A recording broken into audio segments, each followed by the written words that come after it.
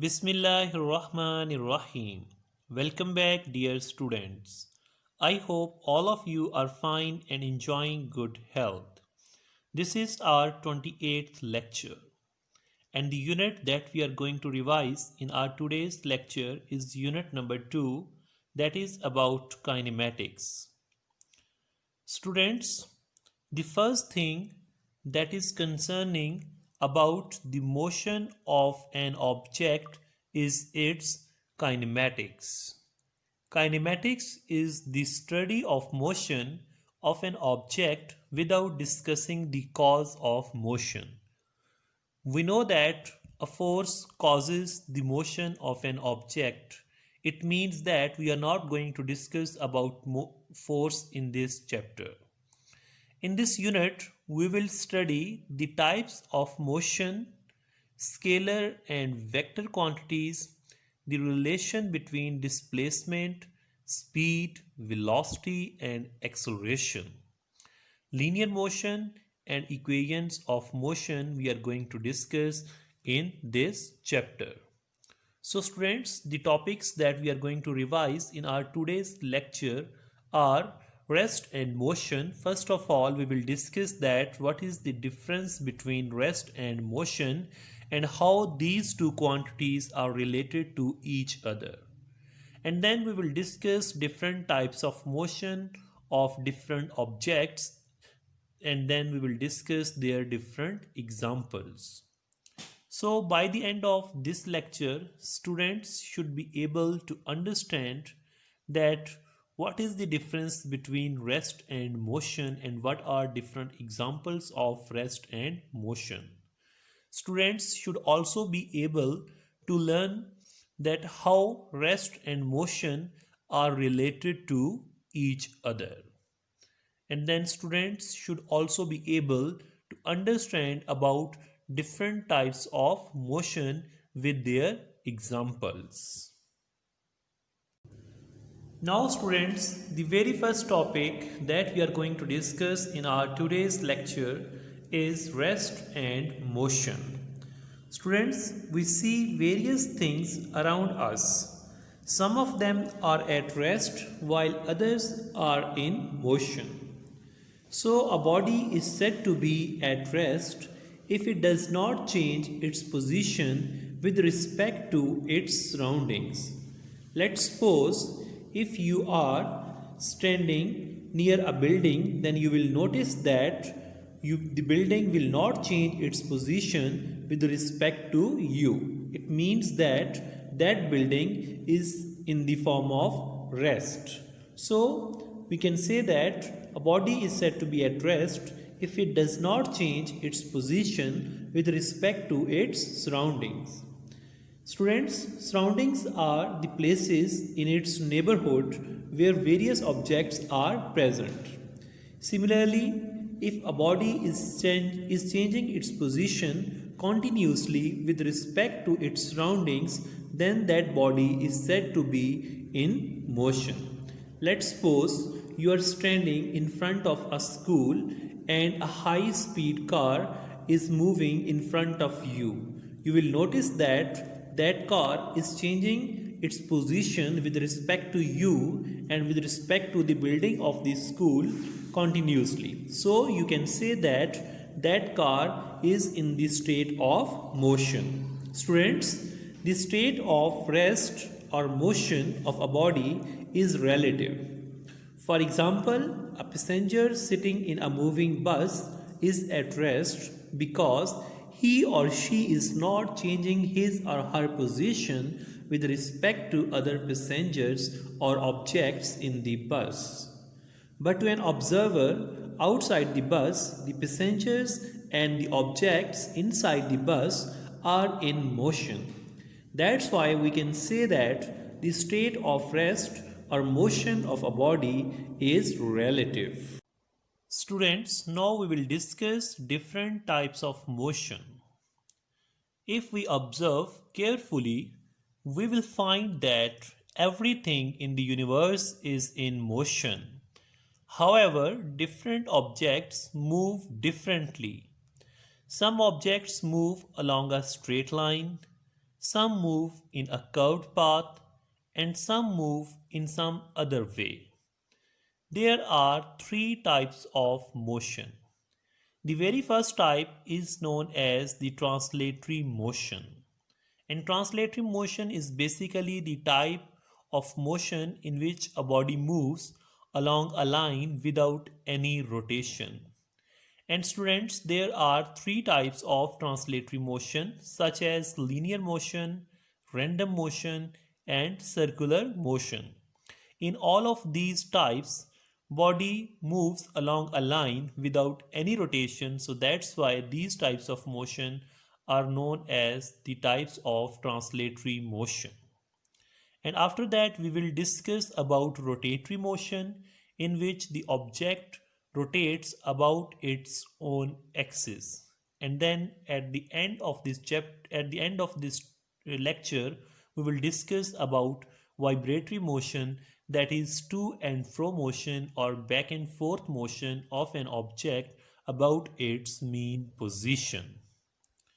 Now students, the very first type of motion that we are going to discuss in our today's lecture is translatory motion. Students, watch how various objects are moving. Do they move along a straight line? Do they move along a circle? A car moving in a straight line has translational motion. Similarly, an aeroplane moving straight is in translational motion. So from this we can say that translational motion of an object is the type of motion in which body moves along a line without any rotation. And remember that this line may be straight line, or this line may be a curved line, or this line may be a circular line. As you can see here in this picture, that a ball is falling down, so it will move along a straight line. And similarly here, translatory motion of an object that is along a curved path, and similarly the motion of the passengers that are sitting inside a Ferris wheel, they are moving in a circular path, so circular motion is also a type of translatory motion. Students, as you can see here in this picture, an object moves along a curved path. As you can see here that this object is moving from this point to this point. So it is not rotating, it is just moving along a line. So line is curved, so that's why we can say that the motion of this object is also a type of translatory motion. And similarly, riders moving in a Ferris wheel, as you can see here in this picture, are also in translational motion because they are moving along a circle. Their motion is in a circle without any rotation. So if there is no rotation, then we can say that this type of circular motion is known as the translational motion. Similarly, students, translatory motion can be divided into linear motion, circular motion, or random motion. So as you can see here in this picture that a ball is falling vertically downward, so this type of translational motion is known as the linear motion. And in Ferris wheel, the riders or the passengers move along a circle, so the motion along this circle is known as the circular motion. And keep one thing in your mind, that both circular motion and linear motion are the types of translatory motion, because we stated that in case of translatory motion, object moves in a straight line, and that line may be straight or may be curved, but there is no rotation in case of translational motion. So that's why we can say that both of these are the examples or the types of translatory motion. Now students, a stone tied at the end of a string can be made to reel. What type of path is followed by the stone?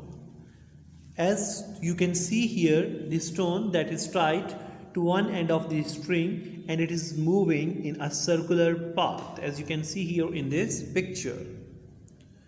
Students, the stone that is shown in this picture is moving in a circle and thus has circular motion.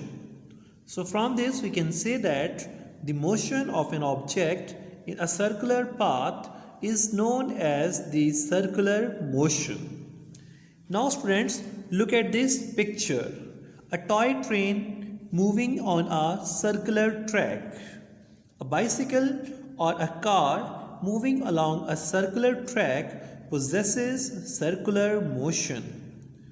Motion of the earth around the sun and the motion of the moon around the earth are also the examples of circular motion. Now students, we are going to discuss the last type of translatory motion. Students, have you noticed the type of motion of insects and birds? Their movements are irregular. So, the disordered or irregular motion of an object is called random motion. In this picture, you can see the random motion of gas molecules, and the random motion of gas molecules is known as Brownian motion. Students, thus motion of insects and birds is random motion. The motion of dust or smoke particles in air is also random motion. Students, the Brownian motion of a gas or liquid molecules along a zigzag path is also an example of irregular or random motion, as you can also see in this picture. Now students, the next type of motion that we are going to discuss in our today's lecture is rotatory motion. Students, study the motion of a top. It is spinning about an axis. But particles of the spinning top move in circles and thus individual particles possess circular motion. Students, does the top possess circular motion or rotatory motion? Top does not possess circular motion because it rotates about its own axis. Thus, the spinning motion of an object about its own axis that lies within the object is known as rotatory motion.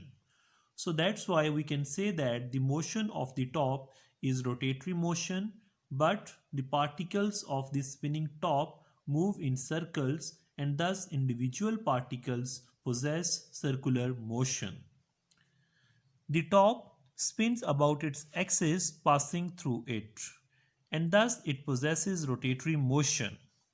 An axis is basically a line around which a body rotates. In circular motion, the point about which a body goes around is outside the body, but in rotatory motion, the line around which a body moves about is passing through the body itself. This is the main difference between rotatory motion and circular motion. Or simply you can say that in case of circular motion, axis of rotation lies out of the body, and in case of rotatory motion, axis of rotation lies within the body. So students, from this we can say that the spinning motion of a body about its axis is called its rotatory motion. Similarly students, the motion of a wheel about its axis and that of a steering wheel are the examples of rotatory motion, because in case of a wheel and steering wheel, in both of these cases, axis of rotation lies within the object. The motion of the earth around the sun is circular motion and not the spinning motion. However, the motion of the earth about its geographic axis that causes day and night is rotatory motion. So students, this is all about rotatory motion of an object. Now students, the next type of motion that we are going to discuss in our today's lecture is vibratory motion. Students, consider a baby in a swing. As you can see here in this picture, a baby is sitting in a swing. As it is pushed, the swing moves back and forth about its mean position. The motion of the baby repeats from one extreme to the other extreme with the swing. So from this we can say that such kind of to and fro motion of a body about its mean position is known as vibratory motion. Students, these figures are that you can see in this slide are showing the to and fro motion of the objects. As you can see here in this picture, it shows to and fro motion of the pendulum of clock about its mean position. It is called vibratory motion. We can find many examples of vibratory motion around us. Now students, look at the children in a seesaw. How the children move as they play the seesaw game. Do they possess vibratory motion as they move the seesaw? A baby in cradle moving to and fro motion of the hammer of a ringing electric bell and the motion of the string of a sitar are some examples of vibratory motion. So students, this was all about motion and different types of motion. Now students, this is your homework. You'll have to learn and write answers of following questions on notebook. The very first question is differentiate between rest and motion. Students, you will have to define that what is meant by rest and what is meant by motion, and after that you will have to code examples of rest and motion from your daily life. And then at the end of this question you will have to relate rest and motion. You will have to prove that how rest and motion are related to each other. Second question is differentiate between circular and rotatory motion. Students, this is very important question. First of all, you will have to define that what is meant by circular motion and what is meant by rotatory motion. And after that, you will have to code examples from your daily life of circular motion and rotatory motion. And you will also have to mention about the axis of rotation in case of circular motion and rotatory motion, because we know that in case of rotatory motion, axis of rotation lies within the body, and in case of circular motion, axis of rotation lies out of the body. Question number 3 is explain translatory motion. So you will have to define translatory motion, and after that you will have to quote few examples from your daily life of translatory motion, and then you will have to write the types of translatory motion, and you will have to quote examples of different types of translatory motion from your daily life. So students, this is all about today's lecture. Now listen to this lecture carefully and note down your queries. I will answer all of your questions in Zoom session by using whiteboard. Thank you so much and Allah Hafiz.